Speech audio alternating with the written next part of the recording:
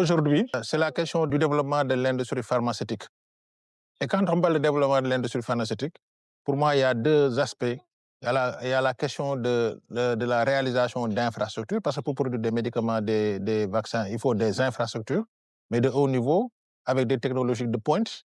Mais il faut également créer les conditions permettant à ces industries qui finiront de s'implanter, d'accéder à la commande publique, donc de gagner des parts de marché. Donc pour moi, c'est sur ces deux leviers-là qu'il faudra agir. Et sur la question du développement des infrastructures, c'est là où il y a derrière des préoccupations de financement. Et à ce niveau, le PPP devient un instrument qu'il faudra nécessairement regarder parce que le PPP a ceci de particulier qu'il permet à un opérateur privé de s'allier avec l'administration autour d'un projet avec un financement qui est recherché auprès des institutions de financement. Donc, c'est des infrastructures qui coûtent nécessairement cher. L'exemple de Madiba est assez illustratif.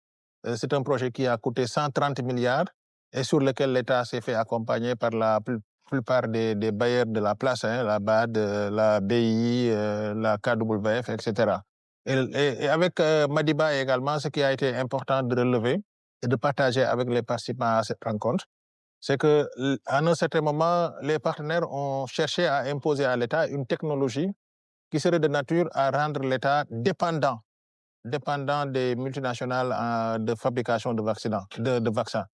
Et on a su quand même marquer notre attachement à l'objectif de promouvoir un écosystème d'industriels pharmaceutiques assez dense. Donc, finalement, on a opté pour une technologie qui permet, dans le processus de fabrication du vaccin, de mettre à contribution des opérateurs locaux qui viendront produire, en tout cas nous accompagner dans la production d'intrants. Et ça a été un modèle particulièrement intéressant pour moi qu'il faudra savoir répliquer.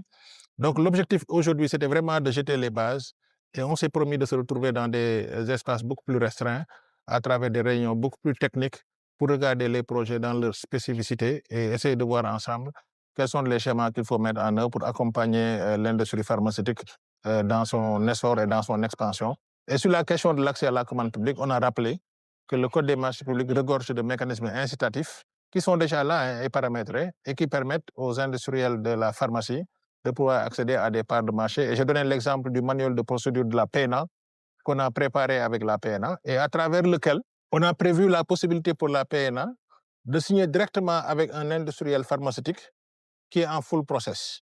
Dès que le médicament considéré en cause est produit par un industriel qui a la main sur le full process, donc qui n'importe pas sur un aspect particulier par rapport au développement de ce médicament, la PNA a la possibilité de signer directement avec cet industriel. Pour moi, ça, c'est l'expression d'une volonté de promouvoir l'industrie pharmaceutique au Sénégal. Je disais qu'il faudra qu'on apprenne dans ce pays-là à développer des réflexions intégrées, au lieu que chacun reste dans son secteur et pour des réflexions qui restent limitées à son secteur, qu'on puisse trouver des espaces où les gens engagent des réflexions intégrées, donc qui permettent d'atteindre des perspectives beaucoup plus larges et de gagner en efficacité par rapport à des objectifs de développement que nous avons.